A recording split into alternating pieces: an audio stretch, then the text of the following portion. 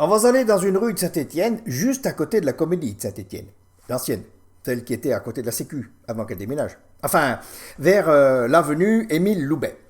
Que c'est la rue de la Barre, qui tiendrait son nom de la barrière de l'octroi, qui était les douanes municipales qui séparaient la ville de Saint-Étienne et la ville de Beaubrun, qui était indépendante jusqu'en 1856.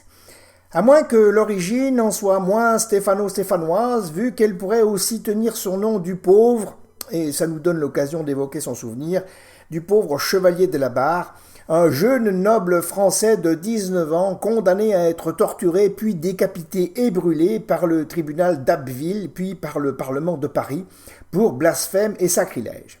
Il fut en 1766, sous Louis XV, qui lui refusa sa grâce, le dernier exécuté en France pour un tel motif.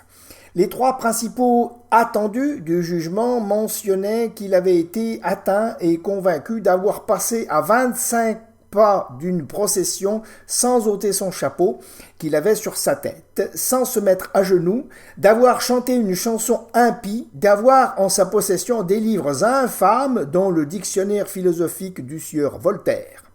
Comme quoi, il y a 250 ans chez nous, on rigolait pas non plus avec la religion.